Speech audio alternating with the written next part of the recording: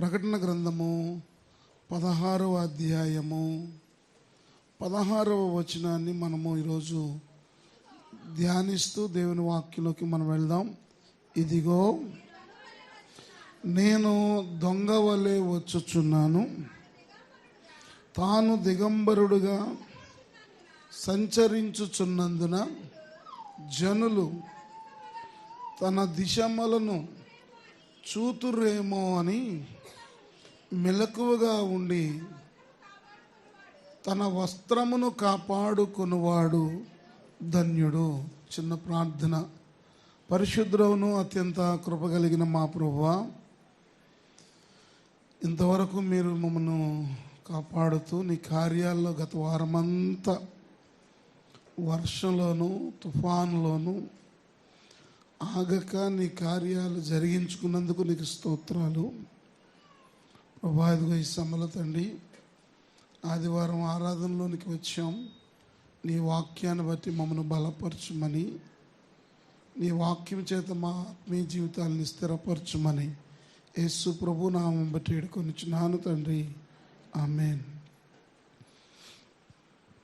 దేవునికి స్తోత్రం కలుగునుగాక. ఈ 16వ అధ్యాయంలో 16వ వచనం చివరి మాట, తన వస్త్రమును కాపాడుకొనువాడు ధన్యుడు. దేవుని వాక్యం సెలవిస్తూ ఉంది, ఇదిగో నేను దొంగ వలె వచ్చుచున్నాను, తాను దిగంబరుడుగా సంచరించుచున్నందున జనులు తన దిశమలను చూతురేమో అని మెలకువగా ఉండి తన వస్త్రమును కాపాడుకొనువాడు ధన్యుడు. ఈ వాక్యం మీద కొన్ని వారాలు మనం దేవుని యొక్క వాక్యాన్ని ధ్యానించడానికి ప్రయత్నం చేద్దాం. మెలకువగా ఉండి తన వస్త్రమును కాపాడుకున్నవాడు ధన్యుడు అని దేవుని వాక్యం సెలవిస్తాం. దేవుడు ఆత్మీయ జీవితంలో మన జీవితానికి ఎన్నో విలువైన వస్త్రాలు ఇచ్చాడు. మనము దిగంబరులుగా ఉండకూడదని, వస్త్రహీనులుగా ఉండకూడదని దేవుడు మనలను వస్త్రము చేత అలంకరించాడు అనే మాట మనం చూస్తూ ఉన్నాం. దేవుని మాటను మనం గమనిస్తూ ఉన్నప్పుడు సాతానుడు వస్త్రము లేని వాళ్ళుగా చేయాలని చూస్తున్నాడు. సాతానుడు మనకి ఇవ్వబడిన విలువైన వస్త్రాల్ని దొంగిలించడానికి చూస్తూ ఉన్నాడు. దేవుని వాక్యంలో మనం చూస్తూ ఉన్నప్పుడు భక్తుల జీవితం మీద సాతానుడు ఎప్పుడు కూడా ఫిర్యాదు చేస్తూ ఉంటాడు అనే మాట మనం ఎప్పుడు జ్ఞాపకం చేసుకోవాలి. జకర్యా గ్రంథాన్ని మనం చూస్తున్నప్పుడు 3వ అధ్యాయంలో ప్రధాన యాజకుడైన యెహోషువ కనబడతాడు. అక్కడ ఇద్దరు యెహోషువలు ముఖ్యంగా మనం గమనిస్తూ ఉంటాం. మోషే తర్వాత ఇశ్రాయేలీలను నడిపించిన యెహోషువ మనకు మొదట్లో కనబడతాడు. ఇక్కడ మనం చూస్తున్నప్పుడు 3:1 నుండి మనం చూస్తే జకర్యా గ్రంథము, యెహోవా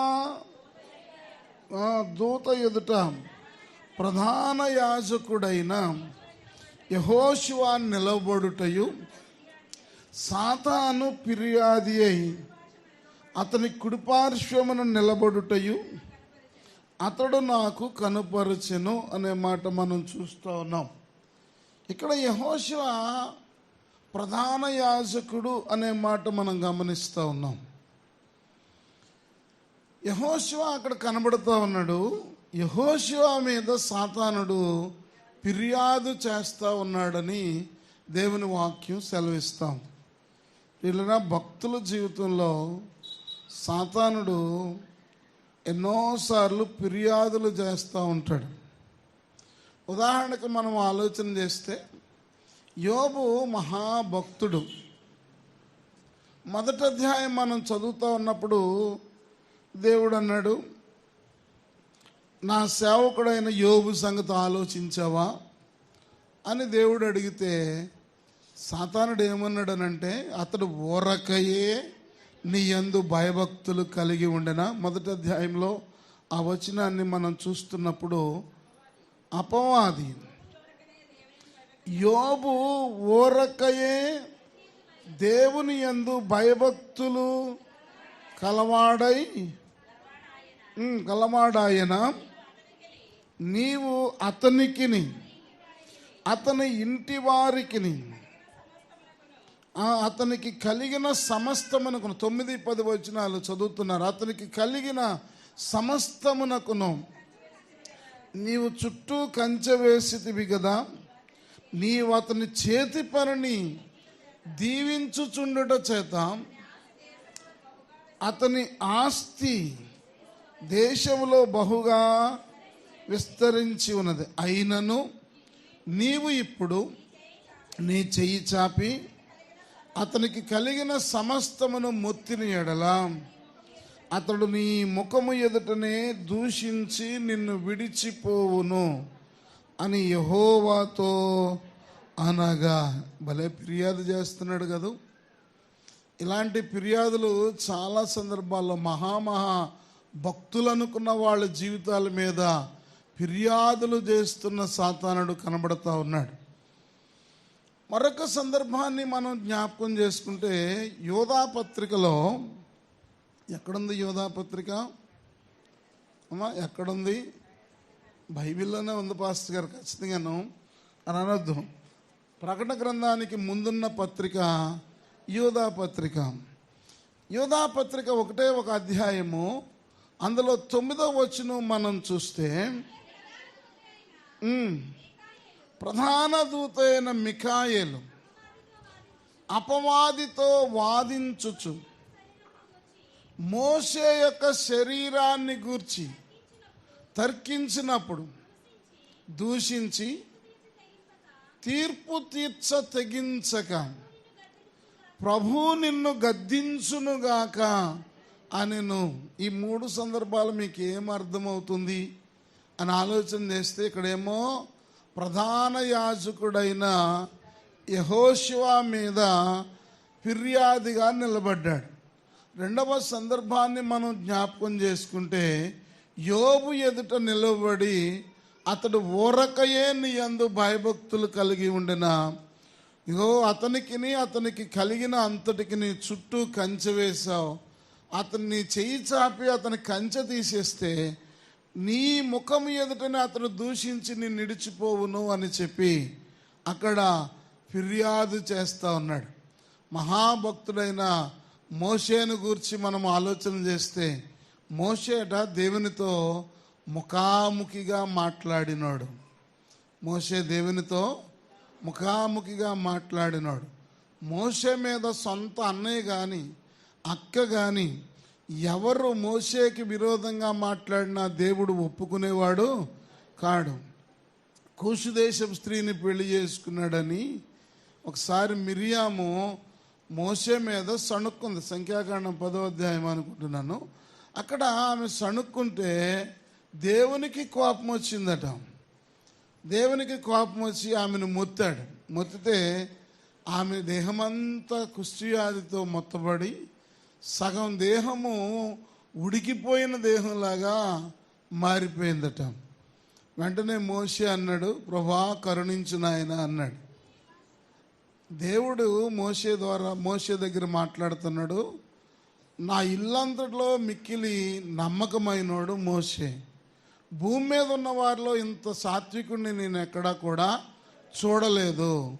అతని మీద మీరు మాట్లాడడానికి తెగించుతున్నారు అని. చాలాసార్లు సేవకుని మీద మాట్లాడడానికి తెగిస్తారు. ఎంతెంత మాటలు మాట్లాడతారో, నోటికి ఎంత వస్తే అంత మాట్లాడడం.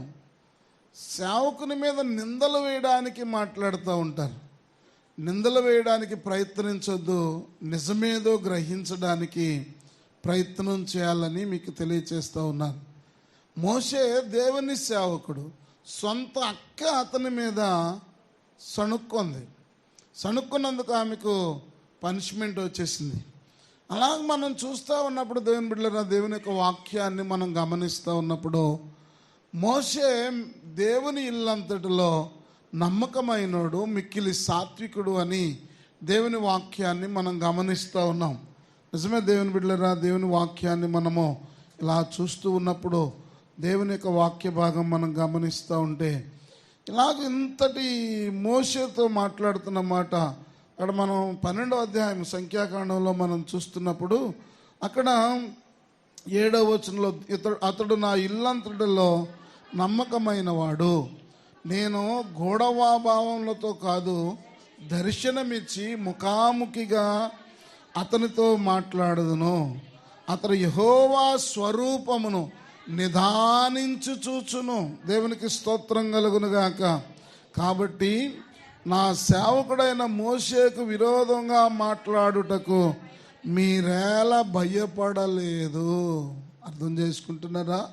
సొంత అక్కే తిట్టుకుంది, ఎందుకని ఎవరో పయ్యోళ్ళు కాదట, తన రక్త సంబంధికి తిట్టుకున్నది, సణుక్కుంది.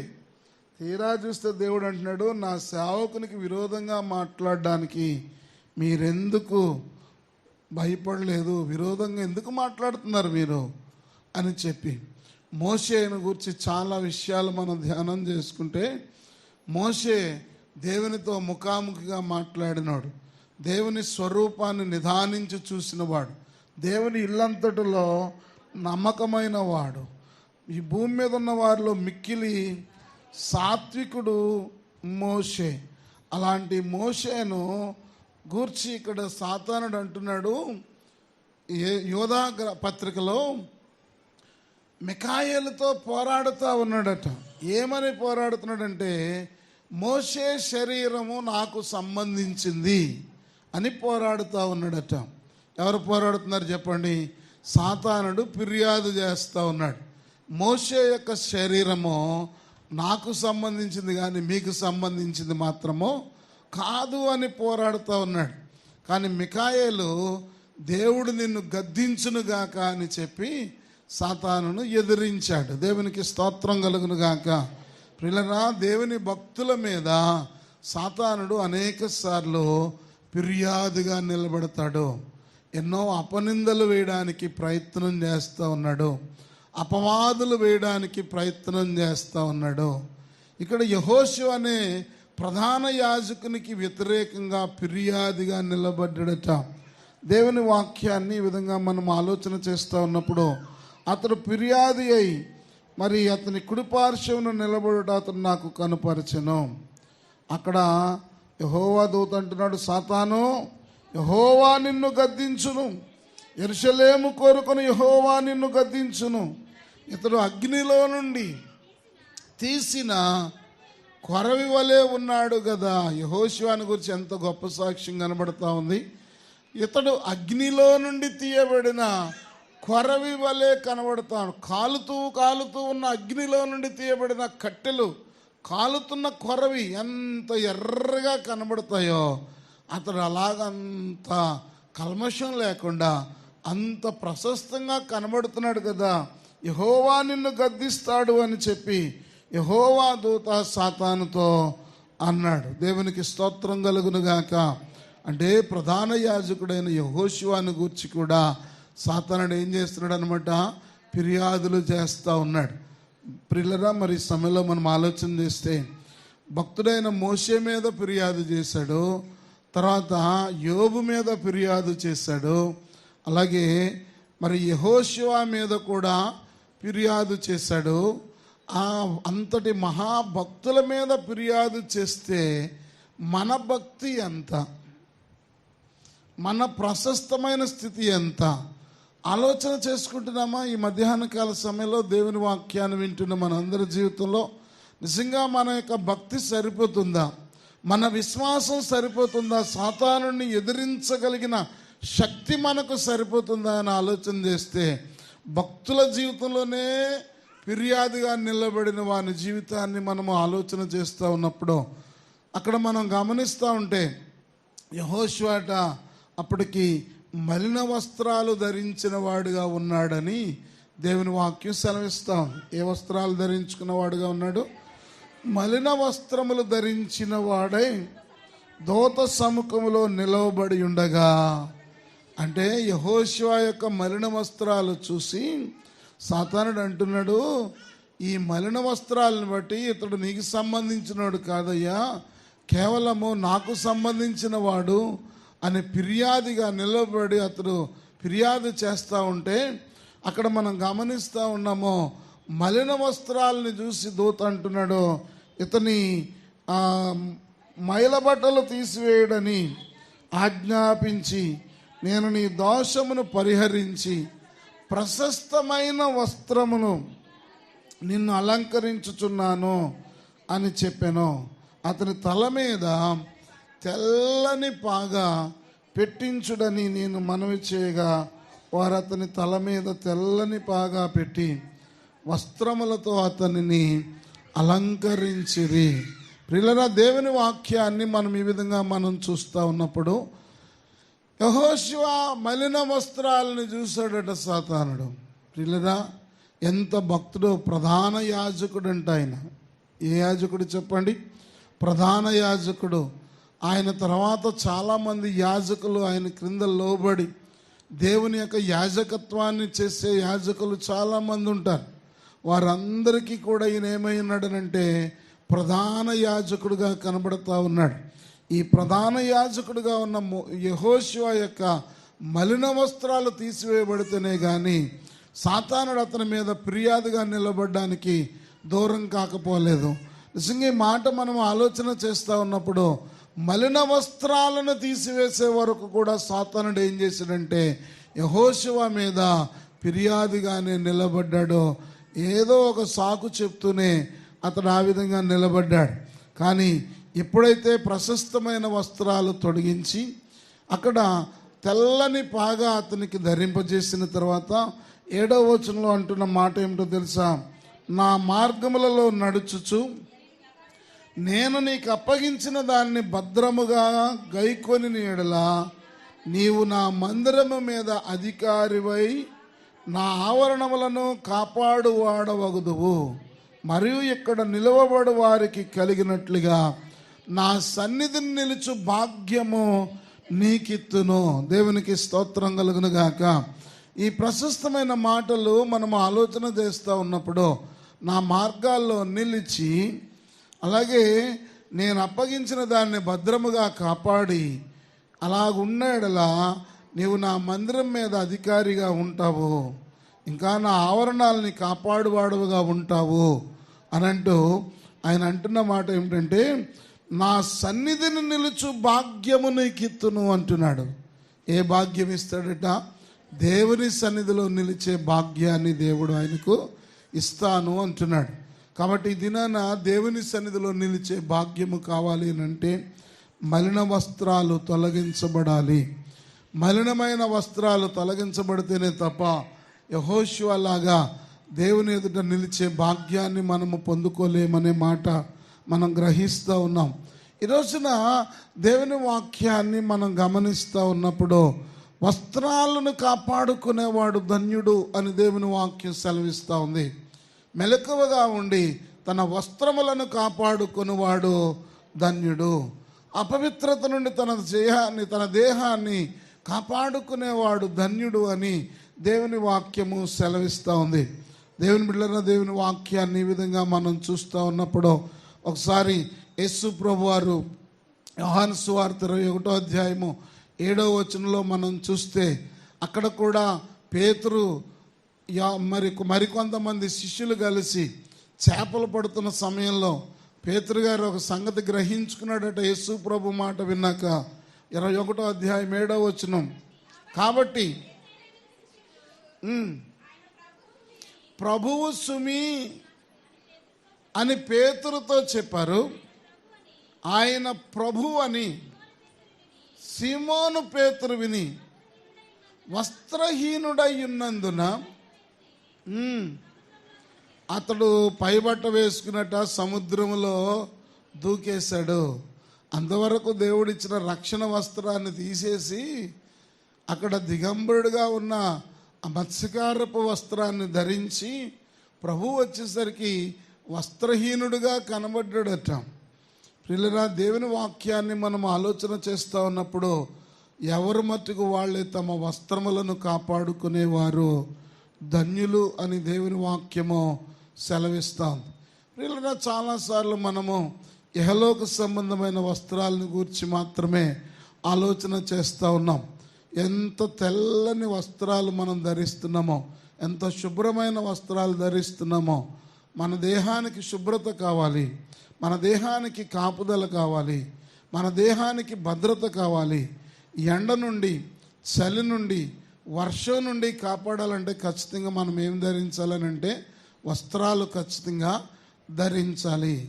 ఆటవికులము కాము, అనాగరికులము కాము, దేవుడిచ్చిన జ్ఞానవంతులము గనుక మన దేహాన్ని కప్పుకోవడానికి వస్త్రము, తినడానికి ఆహారము దేవుడు అన్నీ ఇస్తున్నాడు గనుక ఇప్పుడు మన వస్త్రాలని కాపాడుకుంటున్నామా, వస్త్రాలని పోగొట్టుకుంటున్నామనే మాట మనం చూస్తూ ఉన్నాం. ఒకసారి అబ్రహాము కూడా అక్కడ నోహు కాలంలో అక్కడ మనం చూస్తున్నప్పుడు అతడు దిగంబరుడిగా పడి ఉంటే అక్కడ కూడా జరిగిన సందర్భాలు వేరుగా కనబడుతూ ఉన్నాయి. నిజంగా ఈ మాటలు మనం గ్రహిస్తూ ఉన్నప్పుడు వాక్య భాగాలు మనం చూస్తే దేవుడిచ్చిన వస్త్రాన్ని పోగొట్టుకునేవారుగా చాలామంది ఉన్నారు. దేవుని వాక్యంలో మనం చూస్తే గొర్రెపిల్ల రక్తంలో మన వస్త్రాలట ఉతుక్కోవాలి అని దేవుని వాక్యం సెలవిస్తూ ఉంది. దేవుని వాక్యాన్ని మనం చూస్తున్నప్పుడు మరి ప్రకటన గ్రంథము 22వ అధ్యాయము 14వ వచనాన్ని మనం చూస్తే, జీవవృక్షమునకు హక్కు గలవారై గుమ్మముల గుండా ఆ పట్టణంలోనికి ప్రవేశించినట్లు తమ వస్త్రములను ఉతుక్కునేవారు ధన్యులు. వృక్షమునకు హక్కు గలవారై గుమ్మము గుండా పట్టణంలోనికి ప్రవేశించినట్లు తమ వస్త్రములను ఉతుక్కునేవారు ధన్యులు. అంటే మలిన వస్త్రాలు దేవునికి ఇష్టమైనవి కావు. సర్వసాధారణంగా మనకి ఏ వస్త్రాలు ఉన్నా ఆ వస్త్రాలని చక్కగా మనము శుభ్రం చేసుకుని దేవుని సన్నిధికి వెళ్ళేటప్పుడు ఎంతో పరిశుభ్రమైన వస్త్రాలతో వెళుతూ ఉంటాం. నిజంగా ఈ మాటలు మనం ఆలోచన చేస్తే జీవవృక్షానికి హక్కు గలవారుగా ఉండాలంటే, అలాగే గుమ్మము గుండా దేవుని పట్టణంలోనికి ప్రవేశించాలని అంటే తమ వస్త్రాలని ఉతుక్కునేవారు ధన్యులు అని దేవుని వాక్యము సెలవిస్తూ ఉంది. ఈ ప్రకటన గ్రంథంలోనే మనం చూస్తూ ఉన్నప్పుడు 7వ అధ్యాయంలో మనం గమనిస్తే అక్కడ తెల్లని వస్త్రాలు ధరించిన మనుష్యులు కనబడుతున్నారు. 7వ అధ్యాయము మనం చూస్తున్నప్పుడు 13, 14 వచనాలు మనం చూస్తే, పెద్దలలో ఒకడు తెల్లని వస్త్రములు ధరించుకున్న వీరెవరు, ఎక్కడ నుండి వచ్చారు? ఆ ప్రశ్నకు సమాధానం మనం చూద్దాం. వీరెవరు, ఎక్కడ నుండి వచ్చితిరి అని నన్ను అడిగాను. అందుకు నేను, అయ్యా నీకే తెలియను అనగా అతడు ఇలాగూ నాతో చెప్పెను. ఆ పెద్దలలో ఒక ఆయన అడుగుతున్నాడంట యోహాను గారిని, ఈ తెల్లని వస్త్రాలు ధరించిన వీరు ఎక్కడి నుండి వచ్చారు, వీరెవరు అని అడుగుతా ఉంటే మరి యోహాను గారు అంటున్నాడు, అయ్యా అది నీకే తెలుసు అంటున్నాడు. అయితే వెంటనే వారు చెప్తున్న మాట మనం చూస్తే 14వ వచనంలో, వీరు మహాశ్రమల నుండి వచ్చిన వారు. దేవునికి స్తోత్రం కలుగును గాక. తెల్లని వస్త్రాలు ఊరకే ఇవ్వబడలేదంట వాళ్ళకి. వట్టినే ఏదో టైలర్ గారి దగ్గరికి పట్టుకెళ్తే కుట్టేసి ఇచ్చేయలేదట. ఆ తెల్లని వస్త్రాలు వారికి ఎలాగ ఇవ్వబడ్డాయి అని ఆలోచన చేస్తే వారు మహాశ్రమలలో నుండి వచ్చిన వారు. ప్రియులరా, దేవుని వాక్యాన్ని మనము చూస్తూ ఉన్నప్పుడు మహాశ్రమలు కలుగుతున్నప్పుడు దేవుని ఎదుట నమ్మకంగా ఉన్నందుకు, విశ్వాసాన్ని విడిచిపెట్టకుండా ఉన్నందుకు, ఎన్ని కష్టాలు వచ్చినా తమ యొక్క విశ్వాసాన్ని వీడిపోకుండా దేవునితో వారు కొనసాగుతూ ఉన్నందుకు మహాశ్రమల నుండి వచ్చారు గనుక వారికి తెల్లని వస్త్రాలు ఇవ్వబడ్డాయి. అందుకే అంత మాత్రమే కాదు, గొర్రెపిల్ల రక్తములో తమ వస్త్రములను ఉతుక్కొని వాటిని తెలుపు చేసుకున్నారు. దేవునికి స్తోత్రం కలుగును గాక. ఏం చేసుకున్నారట? గొర్రెపిల్ల రక్తములో తమ వస్త్రాలని ఉతుక్కొని తెలుపు చేసుకున్నారని దేవుని వాక్యము సెలవిస్తూ ఉంది. ఈ మధ్యాహ్న కాల సమయంలో ఆ తెల్లని వస్త్రాలు మనకు కావాలి అని అంటే ఖచ్చితంగా దేవుని వాక్యం సెలవిస్తూ ఉంది, మహాశ్రమలలో కూడా దేవుని యందు నిలబడి ఉండాలా. మహాశ్రమలు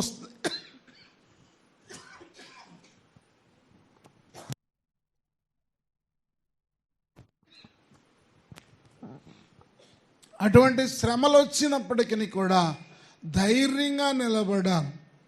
యోబు చూడండి, ఎన్ని శ్రమలు వచ్చినా దేవుని ఎదుట నిలిచాడు. నేను చనిపోయినా సరే నేను యథార్థతను వదలను అన్నాడు. నేను రాజు వలె ఆయన దగ్గర నిలబడతాను అన్నాడు. భార్య వచ్చింది, ఇంకా ఎంతకాలమయ్యా నువ్వు యథార్థత వదలకుండా ఉంటావు? దేవుని దూషించి మరణము కమ్ము అని చెప్తే నీ సలహా చాలా బాగుంది అని విసిగిపోయి శుభ్రంగా మన ఇద్దరం పాయిజన్ తీసుకుని చచ్చిపోదామని అనలే. కొన్నిసార్లు శ్రమలు వచ్చినప్పుడు మనుషుల జీవితంలో ఎలాంటి విరక్తి వస్తుంది అని అంటే, ఎందుకు వచ్చిన బతుకిది, చచ్చిపోతే బాగుండు కదా, చనిపోతే బాగుంటుంది కదా అనిపిస్తూ ఉంటుంది.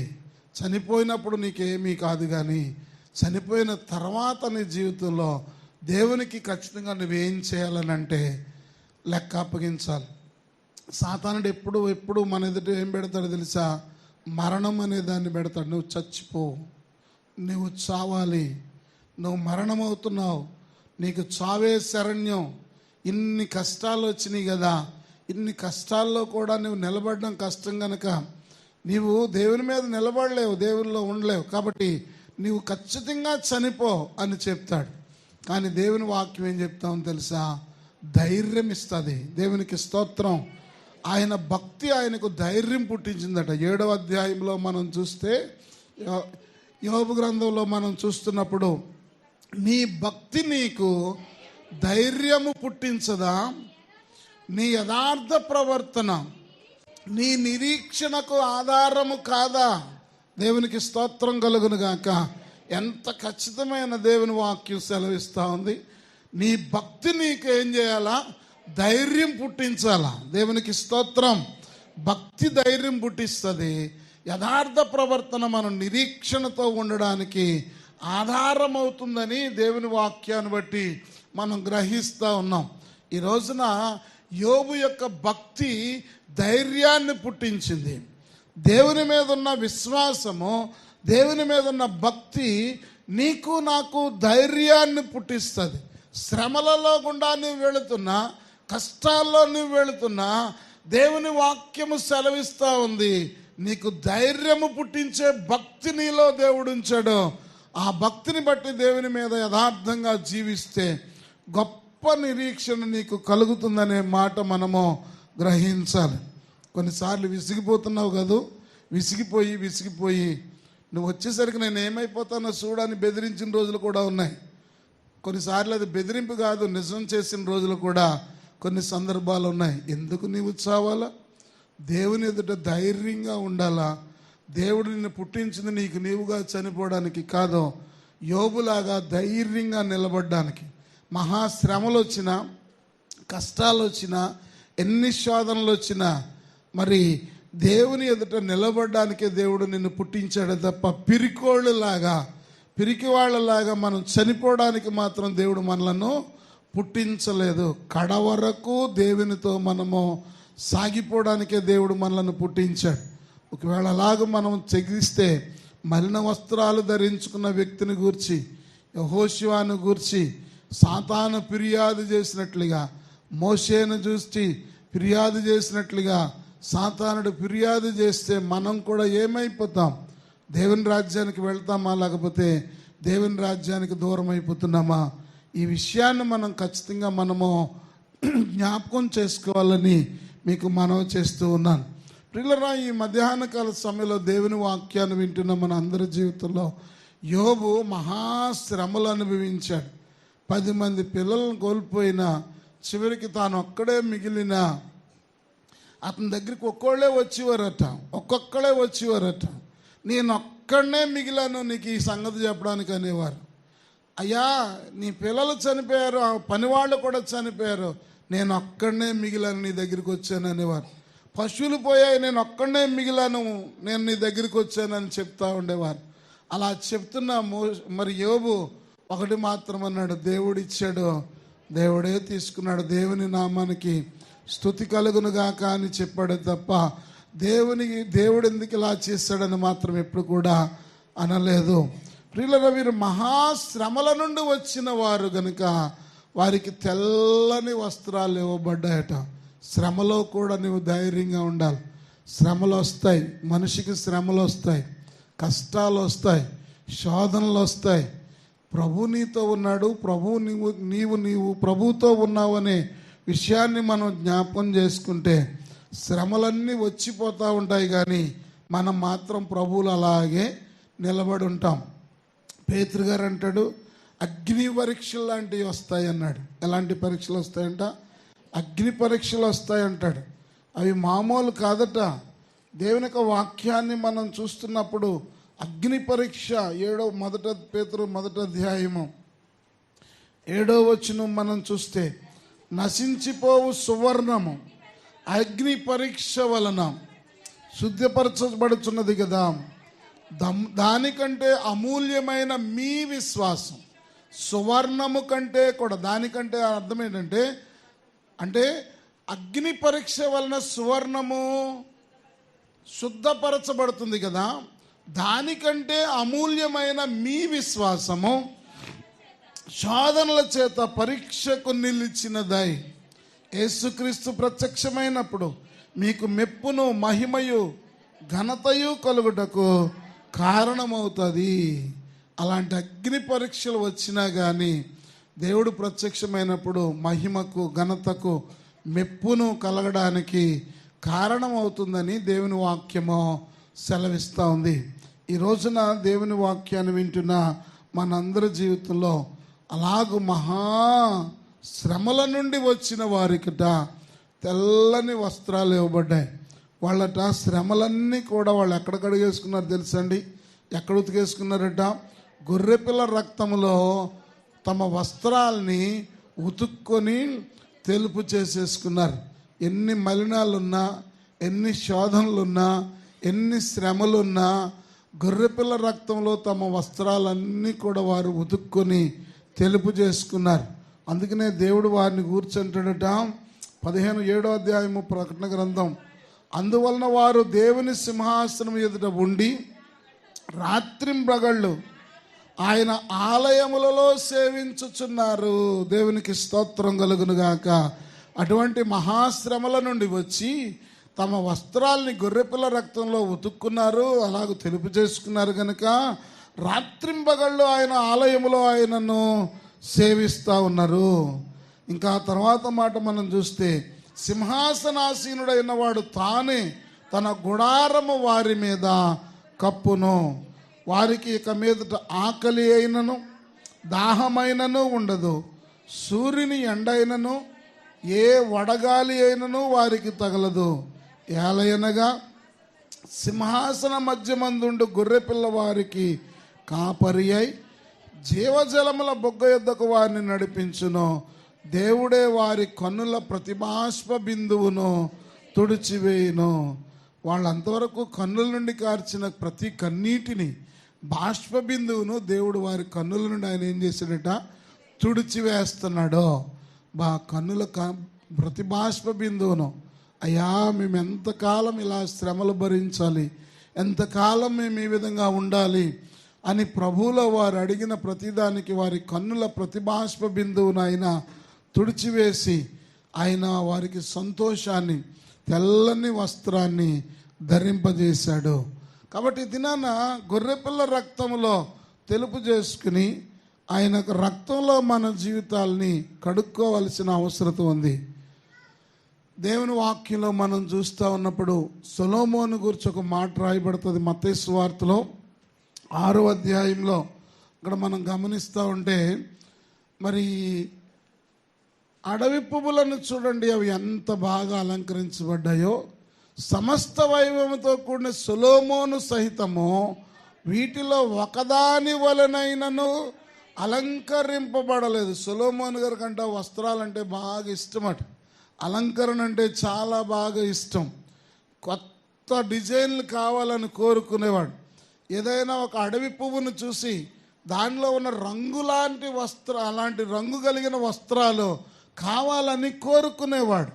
దేవుని వాక్యం ఏం సెలవిస్తుందో తెలుసా? సమస్త వైభవముతో కూడిన సొలొమోను సహితము దీనిలో ఒకదాని వలనైనను అలంకరింపబడలేదని దేవుని వాక్యము సెలవిస్తూ ఉంది. కనుక ఎంత వైభవంతో జీవించాడో సొలొమోను. సమస్త వైభవంతో కూడిన జీవితాన్ని జీవించాడు. అలాగూ జీవించిన సొలొమోను కూడా దేవుడిచ్చిన వస్త్రాలు లాంటి వస్త్రాలు అతడు ధరించలేకపోయాడనే మాట మనము గ్రహిస్తూ ఉన్నాం. అలాంటి రంగు కలిగిన వస్త్రాలు కావాలని కోరుకున్న ఆయన ధరించడానికి అవకాశం లేకుండా పోయింది. ఈ రోజున మనం కూడా ఆలోచన చేస్తే మన వస్త్రాలని కాపాడుకునేవాడు ధన్యుడు అని దేవుని వాక్యము సెలవిస్తాం. ఇప్పుడు యెహోషువకి మలిన వస్త్రం తీసివేయబడింది, ప్రశస్త వస్త్రం అతనికి తొడిగించబడింది. తప్పిపోయిన కుమారుడు తిరిగి లూకాసు సువార్త 15వ అధ్యాయంలో ఇంటికి వచ్చేసరికి అతనుకున్న వస్త్రాలు కూడా మలినమైపోయాయి. అతనుకున్న వస్త్రాలు కూడా పనికిరాని వస్త్రాల కింద మారిపోయాయి. అక్కడ తండ్రి అంటున్నాడు, ఇతనికి ప్రశస్త వస్త్రము త్వరగా తెచ్చి కట్టండి అన్నాడు. ఏ వస్త్రం తెచ్చి కట్టాలట? ప్రశస్త వస్త్రము త్వరగా తెచ్చి వీనికి కట్టి చేతికి ఉంగరం పెట్టండి. ఇలా తండ్రి ఇంటిలో ఉండాలనంటే మలిన వస్త్రాలతో ఉంటే కుదరదు. పాడైన వస్త్రాలతో ఉంటే తండ్రి ఇంటిలో ఉండలేం. దేవుని యొక్క రాజ్యంలోనికి వెళ్ళాలంటే కూడా అలాగూ ఉండడానికి కుదరదు. కనుక మన జీవితంలో కూడా మనం ఆలోచన చేస్తే మరి మలినమైన వస్త్రాలన్నీ తీసివేసి ప్రశస్తమైన వస్త్రాన్ని దేవుడు ఇవ్వడానికి సిద్ధంగా ఉన్నాడనే విషయాన్ని మనం కూడా జ్ఞాపకం చేసుకోవాలి. పరిశుద్ధ గ్రంథంలో మనము ఆలోచన చేస్తూ ఉన్నప్పుడు తన పిల్లల కట్ట దేవుడు మలిన వస్త్రాలను తీసివేస్తున్నాడు. తనతో ఉండాలంటే, ఆయన రాజ్యంలో ఉండాలంటే ఖచ్చితంగా మలిన వస్త్రం తీసివేసి ప్రశస్తమైన వస్త్రాన్ని ఆయన కడుతున్నాడు.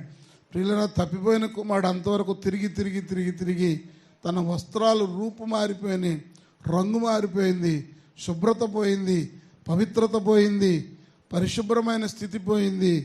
తండ్రి ఇంటిలోనికి అడుగు పెట్టడానికి కూడా పనికిరాని వస్త్రాలతో అతడు బయలుదేరి వచ్చాడు.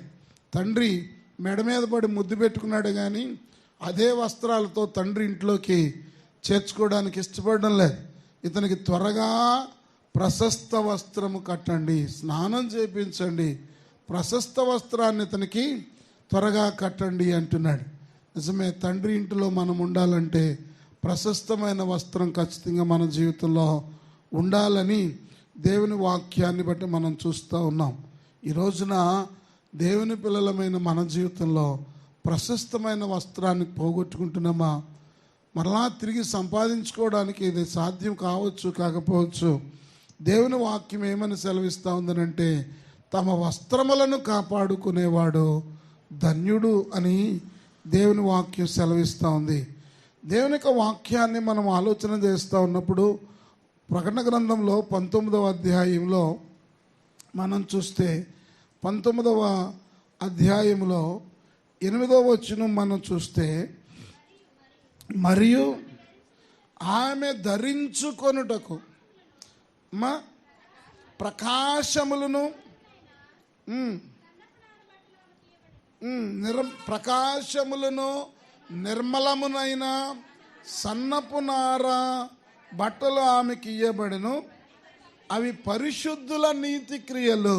ఏ బట్టలు ఆమెకి ఇవ్వబడ్డాయి అని అంటే దేవుని వాక్యం సెలవిస్తూ ఉంది, నీవు ఏ లోకంలో ఎంత ప్రశస్తమైన వస్త్రాన్నైనా ధరించుకో, కానీ ఈ పరిశుద్ధుల నీతి క్రియలు అనే వస్త్రాలు లేకపోతే తన కొరకు తాను సిద్ధపరుచుకున్న వధువులాగా దేవుని ఎదుట నిలబడలేమనే మాట మనం చూస్తూ ఉన్నాం. గొర్రెపిల్ల వివాహోత్సవ సమయం వచ్చినప్పుడు ఆయన భార్య తను తాను సిద్ధపరచుకుంటుంది అని దేవుని వాక్యం సెలవిస్తూ ఉంది. కాబట్టి ఆమె ధరించుకోవడానికి ప్రశస్తములు, ప్రకాశములు, నిర్మలమునైన సన్నపు నార బట్టలు ఆమెకి ఇవ్వబడ్డాయి. ప్రియులారా, దేవుని వాక్యంలో మనం చూస్తూ ఉంటాం, ధనవంతుడు సన్నని నార వస్త్రాలు ధరించాడు కానీ ఆయన దేవుని రాజ్యంలోకి అతడు వెళ్ళలేదు. ఈమెకి ఏమి ఇవ్వబడుతున్నాయి? సన్నపు నార వస్త్రాలు ఇవ్వబడుతున్నాయి. ధనవంతుడు ధరించిన నార వస్త్రాలకి, ఆ సన్నపు వస్త్రాలకి, ఈమె ధరించిన వస్త్రాలకి వ్యత్యాసం ఏంటి అని ఆలోచన చేస్తే, ఇవి పరిశుద్ధుల నీతి క్రియలనే వస్త్రాలట. దేవునికి స్తోత్రం కలుగును గాక. ఏ వస్త్రాలు ఇవ్వబడ్డాయి? పరిశుద్ధుల నీతి క్రియలనే వస్త్రాలు. చూడండి, ధనవంతుడు లోకాసు వార్త 16వ అధ్యాయం 19వ వచనంలో ఉండెను, ఊదా రంగు బట్టలను, సన్నపు నార వస్త్రములను. ఏమంటే ఈయన ధరించుకున్నాడు కదా, ఈయనకి వెళ్ళడానికి వీలు లేదా అని అంటే, ఈయన వెళ్ళడానికి అవకాశం లేదు. ఈయన కూడా ఏ వస్త్రాలు ధరించాడు? సన్నపు నార వస్త్రాలు ధరించాడు. ప్రకటన గ్రంథంలో మనం చూస్తున్నప్పుడు ఆమెకు సన్నపు నార వస్త్రములు ఇవ్వబడ్డాయి. అవి ఏంటి అని ఆలోచన చేస్తే పరిశుద్ధుల నీతి క్రియలు.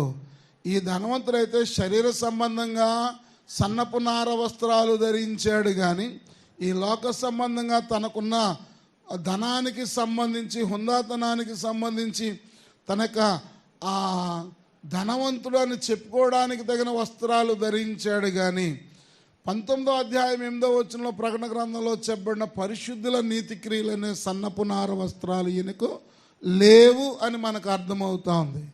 కాబట్టి అందుకనే ఇతడేమో వేదనకరమైన చోట్లోనికి వెళ్ళాడు. అక్కడ ప్రభు కొరకు సిద్ధపరచబడుతున్న కన్యకకు పరిశుద్ధుల నీతి క్రియలు అనే వస్త్రాలు ఇవ్వబడ్డాయి అని దేవుని వాక్యం సెలవిస్తూ ఉంది. ఈ మధ్యాహ్నము ఈ వస్త్రాలని కాపాడుకుంటున్నామో పోగొట్టుకుంటున్నామో ఆలోచన చేసుకోవాలి. దేవుని బిడ్డలమైన మనకు ఆయన దగ్గరికి వచ్చినప్పుడు ఖచ్చితంగా ఆయన భలే వస్త్రాలు మనకిస్తూ ఉన్నాడు.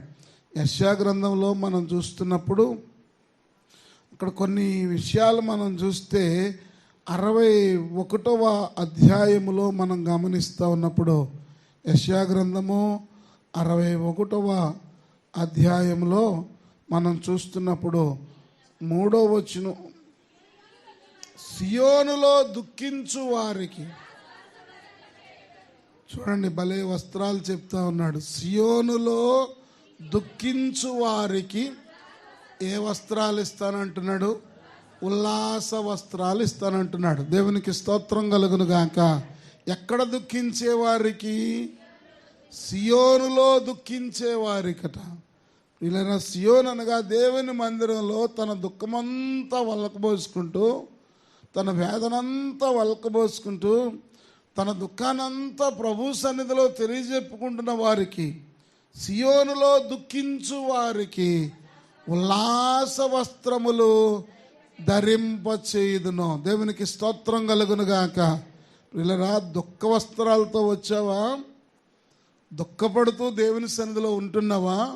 దేవుడు అంటున్నాడు, నీకు ఉల్లాస వస్త్రాన్ని ధరింపజేస్తానంటున్నాడు. నమ్మిన వారు దేవునికి స్తోత్రం చెప్దాం. హల్లెలూయా. నీ దుఃఖాన్ని ఆయన తీసివేయడానికి, నీ మనస్సులో ఉల్లాసపు వస్త్రాన్ని ఆయన ఇవ్వడానికి ఆయన సిద్ధంగా ఉన్నాడనే మాట మనం గమనిస్తూ ఉన్నాం. ప్రియులారా, దేవుని వాక్యంలో హన్నాను మనం చూస్తాం. ఆ రోజంతా ఏడుస్తూనే ఉందట దేవుని సన్నిధిలో. మొదటి సమూయేలు గ్రంథం 1వ అధ్యాయంలో మనం చూస్తున్నప్పుడు దేవుని సన్నిధిలో తన హృదయాన్ని కుమ్మరించుకుంటా ఉంది. అంతవరకు తనకున్న దుఃఖాన్ని బట్టి, వేదనను బట్టి ఆమె ఎంతగానో తన హృదయాన్ని దేవుని సన్నిధిలో, తన ఆత్మను కుమ్మరించుకుంటా ఉంది.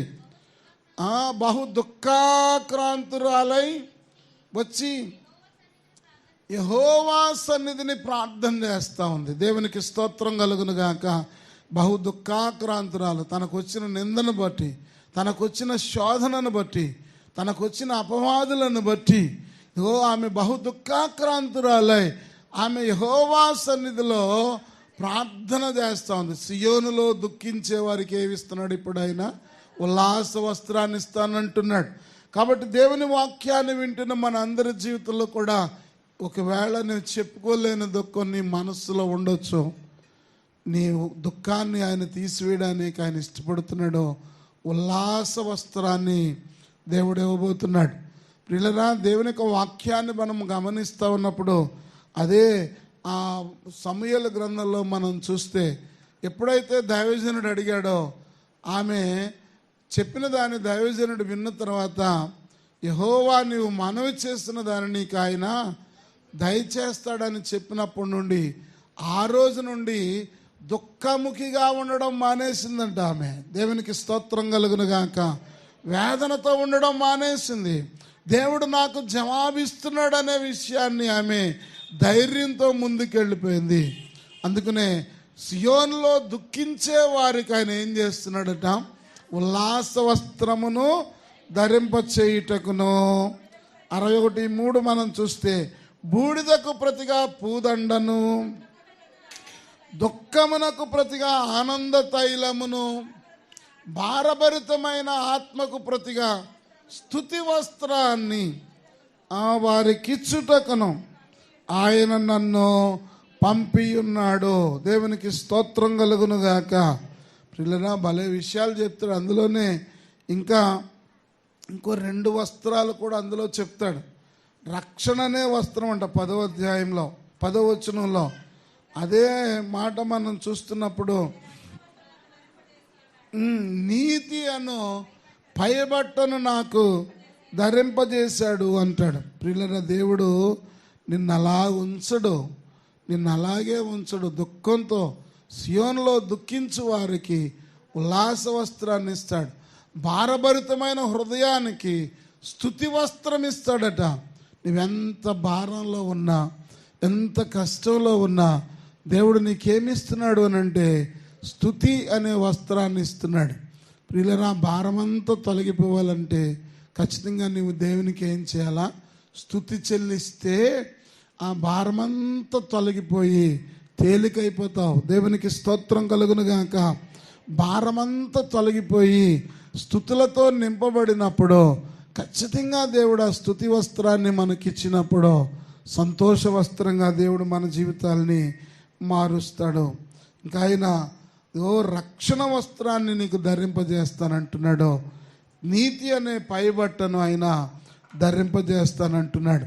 పేతురుపత్రిక 5:5లో మనం చూస్తే దీన మనస్సు అనే వస్త్రాన్ని నీకు ఇస్తాను అంటున్నాడు. ఏ వస్త్రాన్ని ఇస్తాడట? దీన మనస్సు అనే వస్త్రాన్ని ఇస్తానంటున్నాడు. అలాగే మత్తయి సువార్త 22వ అధ్యాయము 12వ వచనంలో ఆయన పెండ్లి వస్త్రాన్ని ఆయన ఇవ్వడానికి సిద్ధంగా ఉన్నాడు. ఈ వస్త్రాలన్నీ ఆయన నీకు ఇస్తా ఉంటే కాపాడుకుంటున్నావా, పోగొట్టుకుంటున్నావా? దేవుని వాక్యం సెలవిస్తూ ఉంది, మెలకువగా ఉండి తమ వస్త్రములను కాపాడుకునేవాడు ధన్యుడు అని. ఏ విధమైన స్థితిలో మనం వచ్చామో ప్రభావిగా ఆయన నీవు ఇచ్చిన ప్రతి వస్త్రాన్ని నేను కాపాడుకోవడానికి నాకు సహాయం దయచేయండి అని ప్రార్థన చేద్దామా? దయచేసి అందరూ కూడా తలలు వంచండి. గొర్రెపిల్ల రక్తంలో తెల్లనివిగా చేసుకుందాం, ప్రశస్తమైన వస్త్రాలుగా మార్చుకుందాం. దుఃఖ వస్త్రాలు తీసివేసి స్తుతి వస్త్రముగా దేవుడు మనల్ని మార్చునుగాక. భారభరితమైన వస్త్రాలకు బదులుగా స్తుతి వస్త్రాలని దేవుడు ధరింపచేయునుగాక. ఉల్లాస వస్త్రమును మనకు ధరింపచేయునుగాక. దీన మనస్సున వస్త్రాలని మనకు ధరింపచేయునుగాక. అటువంటి కృప మనకు తోడుగా ఇస్తా ఉన్నాడు. నువ్వే స్థితిలో ఇక్కడికి వచ్చావో ప్రభువు నిన్ను ప్రేమిస్తూ ఈ మాటలు నీకు తెలియచేస్తూ ఉన్నాడు. అందుకే ఆయన మాటను బట్టి మన హృదయాల్ని, నీ హృదయంలో ఉన్న భారమంతా ఆయన సియోనులో నువ్వు దుఃఖిస్తున్నావు కాదు, నీ దుఃఖానికి ప్రతిగా ఉల్లాస వస్త్రాన్ని ఆయన ఇవ్వడానికి ఇష్టంగా ఉన్నాడు. ప్రభువా, దుఃఖాన్ని తీసివేయి నాయన, నిందను తీసివేయి, భారభరితమైన హృదయాన్ని తీసివేయి నాయన అని ప్రభు సముఖంలో మనం ప్రార్థన చేద్దామా? మధ్యాహ్న కాల సమయంలో దేవుడు మనకిచ్చిన ఈ మంచి సమయాన్ని బట్టి ప్రభువునకు మనం సమర్పించుకుందాం. అయ్యా, నీవిన్ని వస్త్రాలు నాకు ఇస్తా ఉంటే అయ్యా ఇంకా నేను వాటిని కాపాడుకోలేకపోతున్నానయ్యా అని అనిపిస్తే ఖచ్చితంగా దేవునికి నువ్వు ప్రార్థన చేయి. ప్రార్థన చేయబోతున్నాను. పరిశుద్ధుడవును అత్యంత కృపగలిగిన మా ప్రభువా, ఈ మధ్యాహ్న కాల సమయంలో నీవిచ్చిన వాక్యాన్ని బట్టి నీకు స్తోత్రాలు. నువ్వెప్పుడు వస్తావో మాకు తెలియదు, దొంగవలే వస్తానంటున్నావు. తమ దిశమలను కాపాడుకునేవాడు ధన్యుడని నీ వాక్యం సెలవిస్తూ ఉంది. మెలకువగా ఉండి తన వస్త్రములను కాపాడుకునేవాడు ధన్యుడు అని నీ వాక్యం సెలవిస్తున్న ప్రకారం నీవు ఏమేమి వస్త్రాలు మాకు ఇస్తున్నావో ఆ ప్రశస్తమైన స్థితిని మేము కలిగి ఉండడానికి సహాయము దయచి ఎత్తబడిన వాక్యం అర్థం కాకుండా మా హృదయంలో ఫలింప చేయమని యేసు ప్రభు నామం బట్టి వేడుకొనుచున్నాము తండ్రి. ఆమేన్.